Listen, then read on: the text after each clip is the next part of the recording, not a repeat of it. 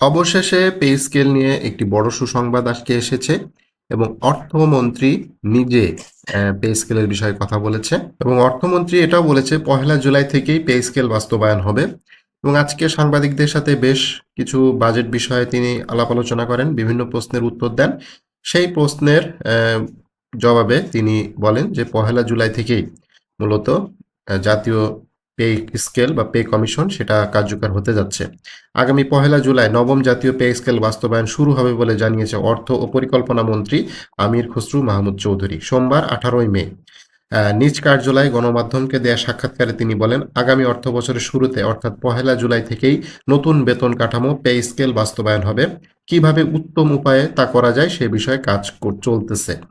তো এ বিষয়ে আরো বেশ কিছু খবর জানা যাবে, সেটা হচ্ছে এই সপ্তাহে, অর্থাৎ এই সপ্তাহে সেটা হচ্ছে যে 21 তারিখ বৃহস্পতিবার।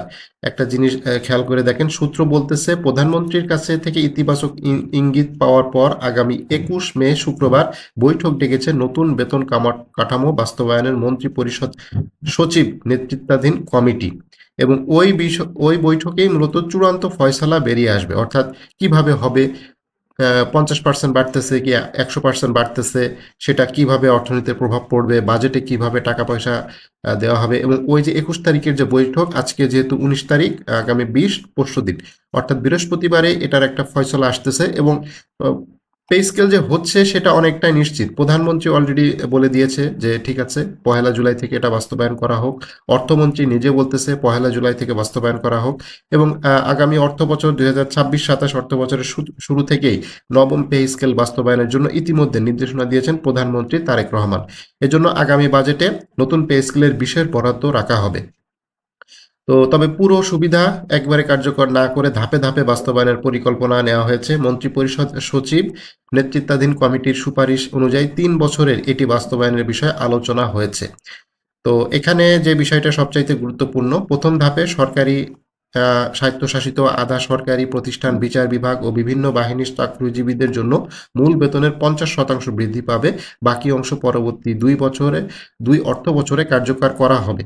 তো দ্বিতীয় ধাপে 2027-28 অর্থ বছরে অবশিষ্ট 50% বেতন বৃদ্ধি কার্যকর হবে এবং তৃতীয় ধাপে 2028-29 অর্থ বছরে অন্যান্য ভাতা অতিরিক্ত সুবিধা পুরোপুরি বাস্তবায়ন করা হবে। অর্থাৎ পূর্ণাঙ্গ যে পে স্কেল সেটা পেতে পেতে 2028 সাল পর্যন্ত সরকারি কর্মকর্তা কর্মচারীদের অপেক্ষা করতে হবে। আর এর ভিতরে যারা অবসরে চলে যাবেন তাদের ব্যাড লাক, কিছু করার নাই। তারা এই পুরো সুবিধাটা আসলে পাবে না। যতটুকু সুবিধা তার আওতার ভিতরে আসবে, অর্থাৎ তার চাকরির মেয়াদের আওতার ভিতরে আসবে। তবে পেনশনের ক্ষেত্রে তাদের সুবিধা হবে, অর্থাৎ পেনশনের বেশ কিছু সুযোগ সুবিধা বৃদ্ধি করা হয়েছে। পেনশনের অনেক, এই যে এখানে প্রায় 9 লক্ষ পেনশনভোগী রয়েছে। তো তাদের ক্ষেত্রে কিন্তু বেশ কিছু জিনিস বৃদ্ধি করা হচ্ছে এবং যেহেতু তারা পেনশনে চলে যাবেন নতুন পে স্কেলে, আশা করা যাচ্ছে অনেকেই যাবেন, সেক্ষেত্রে তারা বেশ সুযোগ সুবিধা পাবে। তবে অর্থ মন্ত্রণালয়ের সূত্র থেকে জানা গেছে মূল বেতন বাড়ার ফলে বাড়ি ভাড়া, চিকিৎসা, অন্যান্য ভাতার অঙ্ক স্বয়ংক্রিয়ভাবে বেড়ে যাবে। এটা আপনার যখন মূল বেতনটা বেড়ে যাবে, এর সাথে বাসা ভাড়া, চিকিৎসা, এই জিনিসটা বেড়ে যাবে। সরকারি চাকরিজীবীরা এতদিন মূল বেতনের 20% বৈশাখী ভাতা পেয়ে আসছিল, এর হার 50% বৃদ্ধির সুপারিশ করা হয়েছে। এতদিন 11 থেকে 20তম গ্রেডের চাকরিজীবীদের যাতায়াত ভাতা ছিল। এই যাতায়াত ভাতা নতুন করে 10 থেকে 20তম গ্রেডের পর্যন্ত সুপারিশে দেওয়া হয়েছে। তো 10তম গ্রেড যারা আছে তারাও এখন যাতায়াত ভাতা পাবে। এবং যাতায়াত ভাতা আসলে সব এলাকা ভেদে কিছু ডিফারেন্স আছে, যেমন শুধুমাত্র সিটি কর্পোরেশন এলাকাতেই আসলে যাতায়াত ভাতা পায়, অন্য পৌর এলাকাতে আসলে সবাই কিন্তু যাতায়াত ভাতা পায় না। তো এটা আসলে সবার ক্ষেত্রেই করা উচিত। যাতায়াত ভাতা আসলে সিটি কর্পোরেশন বা পৌর এলাকার জন্য ভিন্ন ভিন্ন হয় না, কারণ তেলের দাম যখন বেড়ে গিয়েছে তখন পৌর এলাকার জন্য একরকম ভাবে যাতায়াত ভাতা নির্ধারণ করা হয় না, বা সিটি কর্পোরেশনের জন্য একরকম নির্ধারণ করা হয় না। এটা সারা দেশে একই রকম থাকে, জেলা, উপজেলা, পৌরসভা, ইউনিয়নে সব জায়গায় যে ভাড়া, অর্থাৎ বাস ভাড়া, এটা কিন্তু বৃদ্ধি পেয়েছে। তো এটা আসলে করা উচিত যে সকলের জন্য সমান করা উচিত ছিল। তো যাই হোক, এটা বিষয়ে হয়তো পরবর্তীতে কোনো আপডেট আসবে, সেই আপডেট আসলে আপনাদেরকে অবশ্যই জানিয়ে দেবো। তবে 1 জুলাই থেকেই মূলত চলতি সপ্তাহে পে স্কেল নিয়ে একটা চূড়ান্ত সিদ্ধান্ত আসতে চলেছে। অর্থাৎ এই সপ্তাহের ভেতরে একটা কিভাবে পে স্কেলটা হবে না হবে এটার একটা দিক নির্দেশনা বক্তব্য সরকারের তরফ থেকে আসতেছে এবং আগামী অর্থ বছরে এটা কার্যকর হচ্ছে এবং ধাপে ধাপে কার্যকর হবে। এবং অর্থমন্ত্রী আজকে নিশ্চিত করেছে যে পে স্কেল হচ্ছে, প্রধানমন্ত্রীর গ্রিন সিগন্যাল পাওয়া গিয়েছে।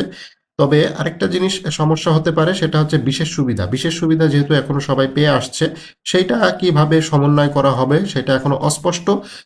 বিভিন্ন সূত্র থেকে জানা যাচ্ছে হয়তো এই বিশেষ সুবিধা এটা হয়তো বাতিল হতে পারে। তবে বাতিল হলেও সেই টাকাটা যাতে এই পে স্কেলের সাথে সমন্বয় করা হয়, অর্থাৎ এর ভেতরে অন্তর্ভুক্ত করা হয় কোনো না কোনোভাবে, সেটা অবশ্যই সরকার দৃষ্টি রাখবে। কারণ বিশেষ সুবিধার ক্ষেত্রেও তো আসলে বিশেষ সুবিধা এক প্রকার মর্গ ভাতা হিসেবেই গণ্য করা হয়। যেহেতু জিনিসপত্রের দাম এখনো ঊর্ধ্বমুখী, ভবিষ্যতে আরো দাম বাড়বে, তো এই বিশেষ সুবিধা বা মর্গ ভাতা যেটাই বলেন না কেন, এটা রাখা উচিত যতক্ষণ না পর্যন্ত পূর্ণাঙ্গ পে স্কেল বাস্তবায়ন না হয়। এই বিশেষ সুবিধা অবশ্যই রাখা উচিত, সরকার এটা বিবেচনা করবে। তবে মোদ্দা কথা এটাই, আগামী জুলাই থেকেই পে স্কেল কার্যকর হচ্ছে। অর্থমন্ত্রী, প্রধানমন্ত্রী, অর্থ মন্ত্রণালয় সবকিছু প্রস্তুতি সেরে ফেলেছে। আগামী সপ্তাহে বলতে চলতি সপ্তাহে চূড়ান্ত বৈঠক হচ্ছে, সেখান থেকে একটা পূর্ণাঙ্গ দিক নির্দেশনা পাওয়া যাবে।